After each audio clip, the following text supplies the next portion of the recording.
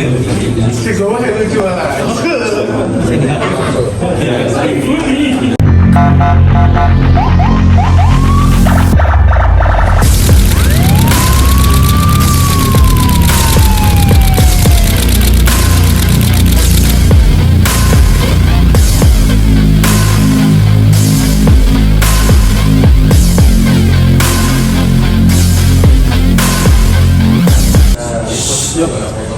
Selamat sore rekan-rekan awak media. Press release yang ketiga ya. Jadi nanti biar kronologisnya langsung dari Reskrim Polrestabes ya. Dari kronologi dari ininya biar diuraikan sama Pak Kasat Reskrim. Monggo dilanjut.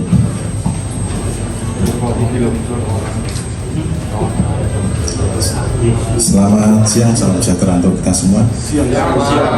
Izin melanjutkan press release terkait dengan ungkap kasus yang dilaksanakan oleh Satreskrim Polrestabes Semarang, di mana Satreskrim Polrestabes Semarang pada hari Rabu tanggal 1 November 2023 sekira jam 5.00 WIB berhasil melaksanakan ungkap kasus pencurian dengan pemberatan sebagaimana dimaksud dalam pasal 363 ayat 1, ke-2 dan ke-5, di mana pelakunya adalah satu orang.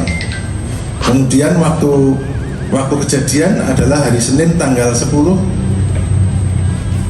pada hari Senin tanggal 16 Oktober 2023, sehingga ada waktu proses penyelidikan di dalam perkara tersebut. Kemudian pelapornya adalah atas nama Ahmadi yang beralamat di Ngayamsari, Kecamatan Ngayamsari, Kota Semarang. Kemudian pelakunya rekan-rekan tahu yang ada di depan atas nama Pak Sugianto bin almarhum Pak Juwair, laki-laki, tempat tanggal lahir 12 Maret 1976, agama Islam, dan alamat adalah di Lamper Tengah 12 RT 1 RW 8 Kelurahan Lamper Tengah, Kota Semarang. Kemudian dalam kejadian tersebut kerugiannya adalah uang tunai sebesar 350 juta, kemudian 9 buah sertifikat rumah, kemudian buku nikah atas nama pelapor, kemudian BPKB Innova, kemudian BPKB Pickup, BPKB Motor Supra, kemudian BPKB Motor Vario. Kemudian kronologi kejadian adalah awalnya tersangka main ke rumah korban di Jalan Gajah Timur dalam 2 RT 3 RW 8 Kelurahan Ngayamsari, Kecamatan Ngayamsari, Kota Semarang. Kemudian saat main tersebut tersangka mengambil kunci pintu rumah korban lalu menggandakan kunci pintu tersebut, kemudian mengembalikan kunci pintu tersebut kepada korban tanpa sepengetahuan korban. Selanjutnya pada hari Senin tanggal 16 Oktober 2023, tersangka melancarkan niatnya sekira pukul atau jam 5.00 WIB atau pagi hari dengan menggunakan kunci palsu yang telah diduplikat. Kemudian merusak dan menggunakan linggis tidak berhasil. Akhirnya tersangka memanjat melalui teralis jendela. Setelah berhasil masuk ke dalam kamar korban, tersangka mengambil uang sebagaimana kerugian yang tadi kami sebutkan. Kemudian waktu penangkapan adalah tersangka Sugianto tersebut diamankan di Jalan Kini Baru Raya, Semarang pada hari Rabu tanggal 1 November 2023 sekitar jam 5 pagi. Modus operandinya adalah mencari kelingan korban pada saat rumah dalam keadaan kosong, ditinggal pergi penghuni rumah, kemudian pelaku masuk dan merusak kunci.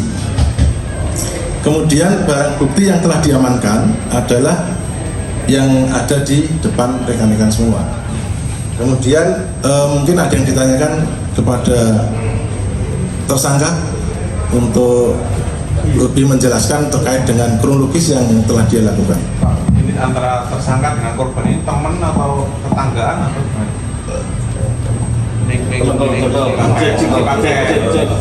Teman mas, teman. Terus itu pas ambil kunci diberikannya posisi pas main ke rumahnya gitu. Iya.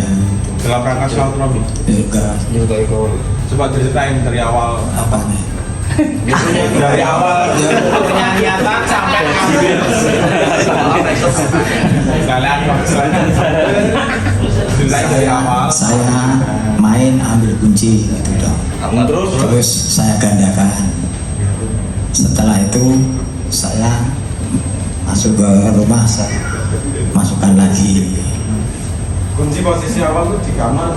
Enggak di pinggir pintu tuh.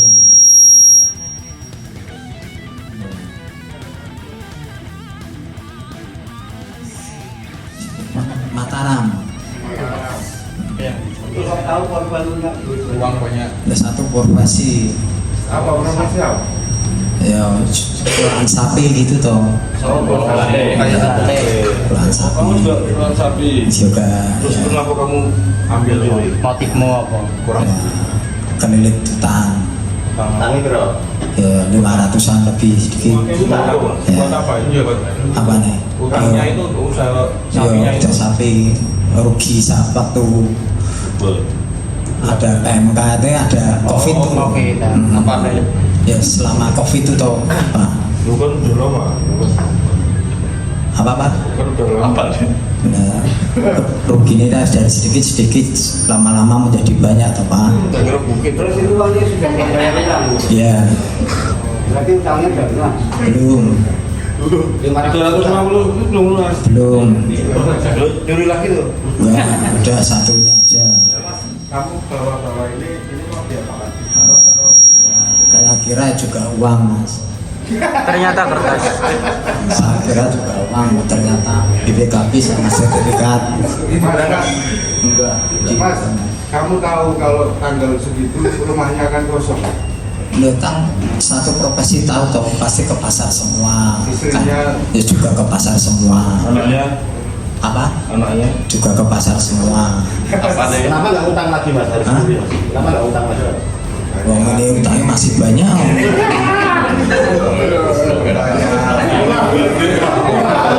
Mas ini ada berapa mas rumahnya? Kali. Ya Berarti 350 tahun sudah dibayarkan ke utang itu. udah tak buat bayar utang semua uangnya habis. Nggak ada uang sisa sedikit pun. Apa ini? Pernah kena kasus kamu? Apa? Pernah di penjara atau apa? Belum. Terus sempat kabur kemana? Nggak kabur ke rumah, di rumah aja, nggak pernah kemana-mana. Mas 500 juta ditambah atau perorangan? Orang satu tok, orang sapi. Masalah utang perorangan. Hah? Yes, kadang saya di oya-oya utang apa? Utang perorangan. Iya, ya, kok sapi juga. Udah bocor lagi. Hah? Lunas.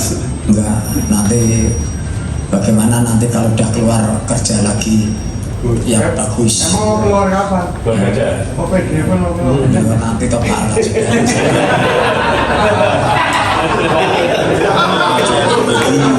Sampai di keluar. Nanti Jadi kami tambahkan bahwa di dalam keterangan tadi kami menyampaikan bahwa kerugian korban uang tunai adalah 350 juta dan uang tersebut oleh tersangka Pak Sugianto itu telah dipergunakan untuk membayar utang yang bersangkutan dan yang bersangkutan juga masih menyampaikan bahwa utangnya masih banyak. Untungnya ketangkep. Kalau tidak ketangkep mungkin akan nyari lagi untuk bayar utang yang berikutnya. Mungkin itu yang bisa kami sampaikan.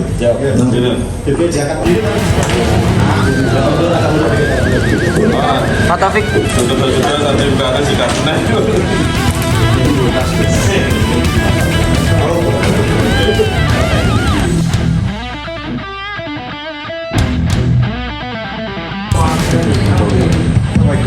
Kalian Rekan-rekan masih ada satu terakhir.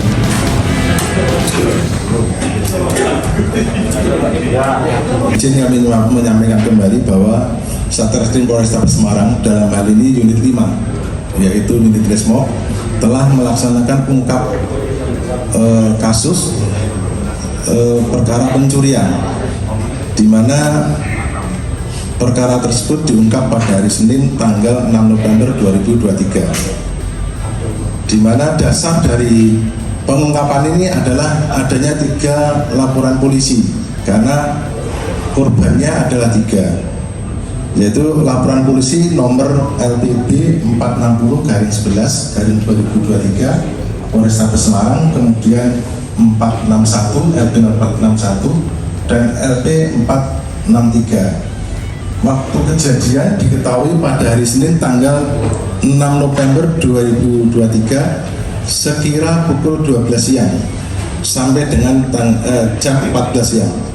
Tempat kejadian karena korbannya 3, yaitu yang pertama adalah di kios es teh Kampul dengan alamat Jalan Ampel Gading Barat 2, Kelurahan Kalisgoro, Kecamatan Gunung Pati, Kota Semarang. Kemudian kejadian yang kedua, Jalan Rokbyong Gang Dieng RT 2 RW 2, Kelurahan Pesantren, Kecamatan Wijen, Kota Semarang. Dan untuk TKP yang ketiga adalah di warung makan dengan alamat Jalan Gondorio RT 1 RW 4, Kelurahan Gondorio, Kecamatan Ngalian, Semarang. Tadi saya sampaikan bahwa perkara ini terdiri dari 3 LP atau 3 kejadian, sehingga korbannya adalah 3 orang, yaitu atas nama Umi Rohayati, kemudian Temu Wahyuningsih, dan Sri Indayani. Kemudian tersangka dalam peristiwa ini adalah yang pertama adalah Vika Yuliantoko bin Joko Marahedi, umur 35 tahun, agama Islam, laki-laki, pekerjaan karyawan swasta, dengan alamat Jalan Kuwasen Rejo RT 5 RW 5, Kelurahan Pongangan, Kecamatan Gunung Pati, Kota Semarang. Dan partnernya atau temannya adalah Febri Yuliantoko bin Eko Yuliantoko, umur 23 tahun, laki-laki, karyawan swasta, dengan alamat Jalan Wonoharjo RT 9 RW 11, Kelurahan Kembang Arum, Semarang Barat. Atas kejadian tersebut, karena ada 3 korban, kerugian adalah 1 buah handphone merek Oppo A54 warna hitam kristal senilai kurang lebih 2 juta. Kemudian 1 buah handphone merek Oppo A371 warna gold, kerugian sekitar 2 juta, dan handphone Redmi Note 10 Pro warna biru. Adapun kejadian kronologisnya adalah pada hari Senin tanggal 6 November 2023 sekira jam 12, ketika korban sedang bekerja di kios es teh Kampul di alamat yang tadi saya sampaikan, yang bersangkutan seakan-akan melakukan pembelian, kemudian mencari kelengahan penjual, kemudian mengambil handphone yang ada di lokasi atau di tempat jualan es teh Kampul tersebut. Kemudian TKP yang kedua juga tidak jauh berbeda. Jadi pada saat yang bersangkutan di TKP melihat ada peluang, kemudian dia mengambil handphone milik korban, dan TKP yang kedua pun juga sama, sehingga yang bersangkutan bersama-sama adalah mencari kelengahan. Kemudian manakala korban sudah lengah, yang bersangkutan kemudian mengambil handphone untuk kemudian dimiliki. Kemudian barang bukti yang sudah diamankan adalah 1 buah dosbook handphone yang tadi saya sampaikan untuk korban yang pertama. Kemudian yang kedua dan yang ketiga juga barang buktinya sama, dosbook dan handphone hasil pencurian. dan ditambah dengan 1 unit sepeda motor Honda Vario warna hitam nopol B4200 SUW sebagai sarana. Jadi yang bersangkutan adalah berputar-putar kemudian mencari tempat yang sekiranya memungkinkan untuk melaksanakan aksi pencurian. Rata-rata sasarannya adalah penjual es. Dia mencari kelengahan pada saat penjualnya melayani, sehingga yang bersangkutan memiliki waktu untuk mengambil handphone tersebut. Pada saat handphone sudah diambil, yang bersangkutan melakukan pembayaran, yang bersangkutan kemudian pergi, handphonenya juga dibawa oleh pelaku. Mungkin itu yang bisa kami sampaikan, nanti lebih lanjut bisa ditanyakan kepada yang bersangkutan. TKP lain tadi ya? Untuk TKP ada yang lain? Nggak ada. Enggak ada. Cuma 3 toh itu. 3.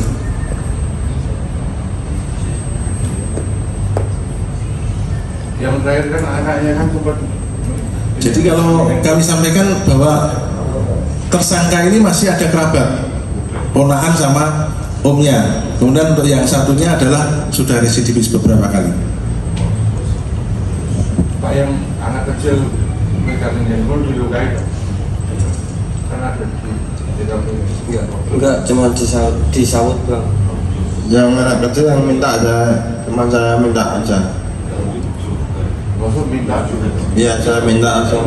Saya lari. Sawut ya? Enggak minta atau sawut Mas? Enggak, saya tak minta. Kan mau beli es, terus saya minta.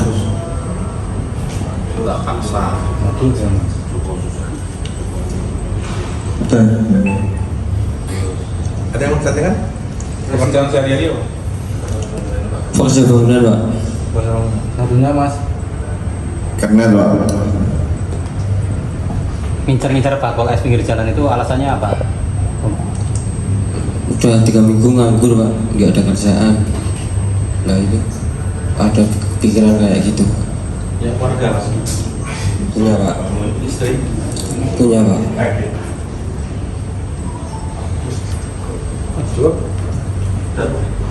Jadi untuk kedua tersangka kami jerat dengan pasal 363 dengan ancaman pidana adalah 7 tahun.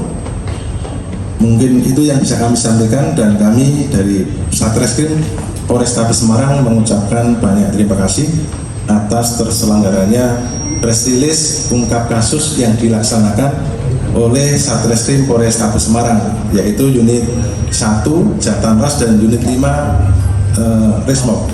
Semoga ke depan kita bisa memberikan perlindungan, pelayanan dan pengayuman kepada masyarakat, dan bisa mengungkap atas kejadian atau peristiwa pidana yang di Kota Semarang, sehingga Semarang akan selalu aman dan tentram. Amin.